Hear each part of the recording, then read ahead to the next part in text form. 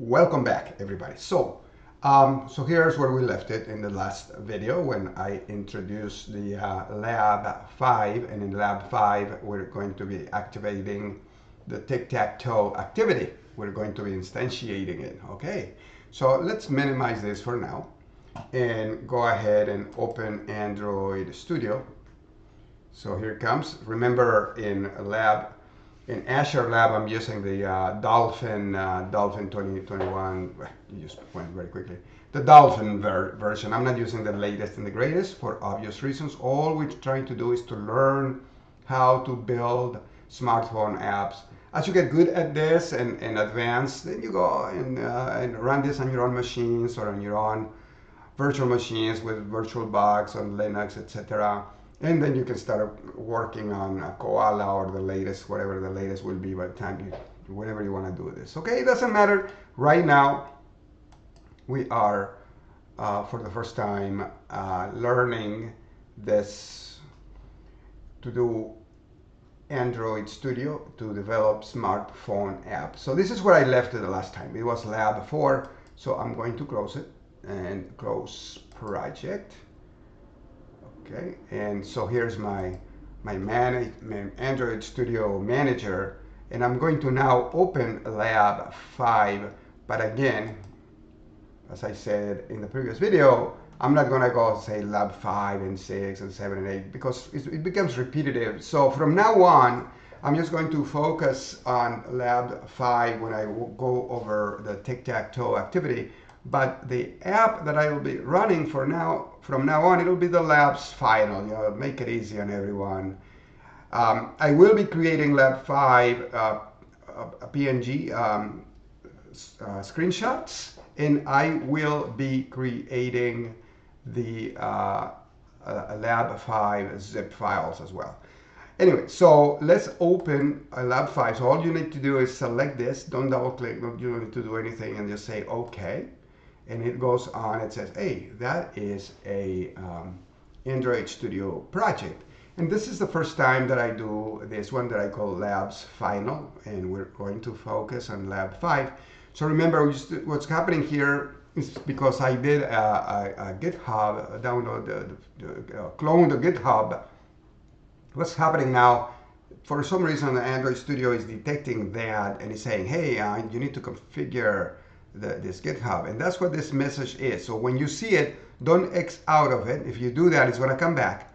So just click on configure, like I'm going to do right here. I've been doing this for just about every lab, right, since Lab 2. And in here, this happens to be a menu, and just go with none, and then say OK. And that'll take care of that message. We don't need it. If you were doing development with a large team and you know, you need to coordinate, and that's what GitHub is ultimately for, and we learn that aspect of the game. But for now, you don't need it. So let's leave it at that. The only thing you need at GitHub is to download and clone the labs that I shared with you for only that reason. But you and I are not doing development together, not in this in this part for CEIS320. You will create your very own smartphone app. You will create your very own, but not with me. You're going to do that on your own. Okay. So anyway, so this is already open. And as you can see, you have the project here. I'm going to open and close it. You can see it right there. And I'm going to expand app. And then I'm going to expand Java. And then I'm going to expand this. And you're going to see again, we have the main menu activity, and since I wanted to be more efficient, the same main menu activity I'm going to use for the weather. I removed the Go Draw because I then introduced a Go test. So why am I doing this? Because I want to leave you with some blank area as a template that you can always go and change around when you use this on your own. You can use this as your own template, but just do change the things that we have here. Obviously, it's not your software, but I don't mind sharing the template, and you can reuse it for your own app if you want to use something like this for your app, for the course, for your final project, for your course project. Okay, so if I keep going here down, Then you see the code that belongs to the tic-tac-toe. That's what I was covering. And in theory, if we were only doing LAB5, what comes up next will not be here, right? I just left it in here now. If I were going to save this as a LAB5, I will just remove this, and it will be LAB5 all of a sudden. Then I will remove the other activities, things that I don't need. But I'm not, because I just want to make it more efficient for you. So that is that LAB5 that I'm talking about is focusing on the tic-tac-toe, right? So if we're going to focus on that, then I can go ahead and open the code associated with the tic-tac-toe, where you're looking at, it's an activity tic-tac-toe, it's looking for this layout. Where is this layout? So if I go to resources and then layout, then we're going to see the tic-tac-toe activity, which is right here. And we know it is the activity tic-tac-toe. The layout, when I look at the code, well, it opens up this XML, and then it starts defining the code that goes here. And then it goes and defines the code for each of your buttons. It looks pretty simple when you look at it right here. But let's do a split screen. No, let's just do the design screen. So this is what you see, right? So you have a grid. This is what we're going to see. A grid. This is your tic-tac-toe, X, O, X, O, X, O, etc. All right. So each of these, if I select this one, this is ID square 1. If I go to the tic-tac-toe activity, there is a square 1. I go back here and I select this one here. That is a square 2. And there is a square 2. And so you take the value of the square 2 and you put it on this grid. 0, 0 is for square 1. 0, 1 is for square 2. 0, 2 is for square 3, and so on.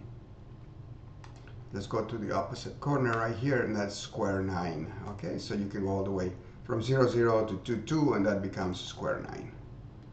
All right. Then you also have a new game button.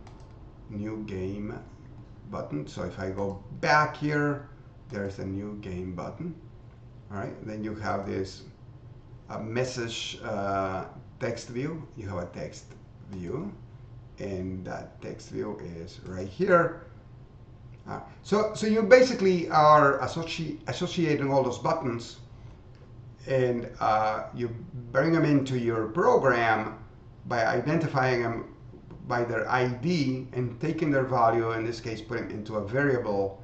In this case, well, it's a data structure, it's a grid, and you will be then using that and then run to your program. Then it runs through your program. So I let you spend more time in the program, not here right now. But the only thing that I like to cover next is something that we haven't spoken. Maybe in a few of the videos I touch upon this, maybe even in Lab 2. But let's come back here. Now it's going to start making more sense. The Android manifest, this file right here, is an XML file that every Android package, every Android app, the software, will have. And it has a lot of information about your app. And one of the pieces of information I'd like to bring up to your attention here is the activities. So here I have all of the activities already. Obviously, we are focusing on, for instance, activity main menu activities. So it's defined from here to here. You can see the blues over there. And it is the main activity, and it has a launcher. There's another activity for the weather. There is one for the tic-tac-toe. So when you look at this Android manifest, you will begin to see information about the activities. So that's what I wanted to cover, right? So in the next video, we are going to run this program, and we're going to see how it runs. All right, you know what it does for us is what I mean. So I'll talk to you later. I'll come back. I'll be right back.